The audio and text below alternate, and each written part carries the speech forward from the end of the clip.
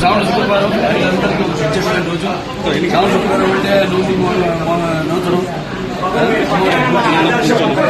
అలాగే ఈరోజు నిన్న స్వాతంత్ర దినోత్సవం రోజు అక్కడ మా బసవతారక ఇండోమెరికన్ క్యాన్సర్ హాస్పిటల్ ఏదైతే అమ్మగారి పేరుతో ఉందో అండ్ రీసెర్చ్ ఇన్స్టిట్యూట్ హైదరాబాద్ లో మేము అక్కడ జెండా ఎగురవేయడం జరిగింది. అందుకని నేను ఇక్కడ కావడం ఇవాళ నాన్నగారి పేరుతో నిన్న అమ్మగారి పేరుతో ఉన్న ఆసుపత్రిలో జెండా ఎగురవేయడం చేయడం వాళ్ళు అనుకోకుండా ఇక్కడ అన్న క్యాంటీన్ అంటే ఏదైతే అన్న అంటే ఎవరు ఇంకా మరి దానికన్నా మరి ఆయన ప్రారంభించడం జరిగింది.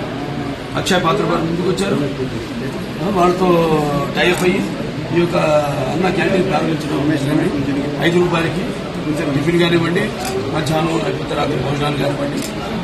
అలాగే ఇప్పుడు నిన్న గుడివాడలో ఆయన ప్రారంభించడం జరిగింది ఒక అన్న క్యాంటీన్.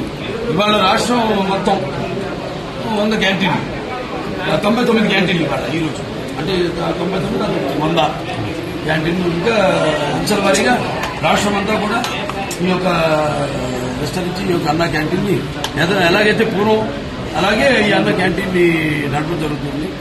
ముఖ్యంగా ఈ యొక్క రోజువారీ కూలీ నాని చేసుకునే వాళ్ళు అంటే ఆర్థికంగా దాని దిగువ రేఖ ఉన్న వాళ్ళు కష్టపడి రెక్కాడితే కానీ డొక్కాడని వాళ్ళకి మరి ఈనాడు ఎంతో పుష్టికరమైన మీకు తెలుసు అక్షయ పాత్ర వాళ్ళు అంటే మా క్యాన్సర్ హాస్పిటల్ కూడా వాళ్ళు చేస్తుంటారు. సో వాళ్ళ ఎంత నాణ్యంగా ఉంటుందో వాళ్ళ అలాగే ఎంత పౌష్టిక ఆహారం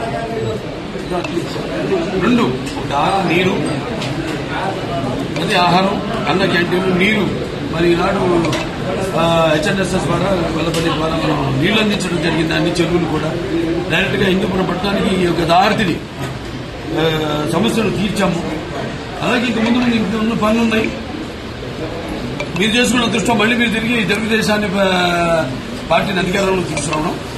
సో ఇవాళ అన్ని పనులు చంద్రబాబు నాయుడు గారికి మన హిందూపురం అంటే ఒక ప్రత్యేకమైన అభిమానం.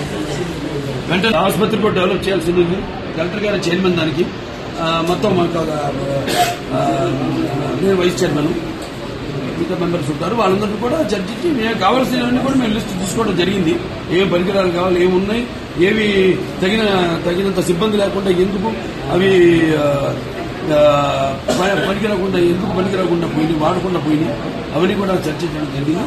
అవి కూడా త్వరగతిని అన్ని కూడా బతికి పూర్వ వైభవం మన ఆసుపత్రికి కూడా తీసుకొస్తాం. కలెక్టర్ గారికి ఈ సభాముఖంగా నా ధన్యవాదాలు తెలియజేసుకుంటున్నాను. అడ్వాంటేజ్ ఉంది అక్కడ మనకి ఎయిర్పోర్ట్ బెంగళూరు ఎయిర్పోర్ట్ ఉంది.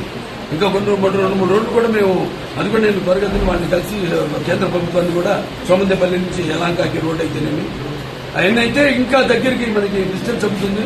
తుమ్ముకుంట మీదకి వెళ్తుంది. ఏదైతే నాన్నగారు అప్పుడు భాషాకు వాడని ప్రారంభించారు. ఇలా అన్ని కూడా అంటే ఏమి లేదు సర్కార్ ట్రాన్స్పోర్టేషన్ అన్ని కలిస్తేనే జనం బ్రాండ్ ఉంది, చంద్రబాబు నాయుడు గారి బ్రాండ్ ఉంది. ఎలాగో ఇవన్నీ కలిస్తేనే ఒక అద్భుతమైన అద్భుతం జరుగుతుంది.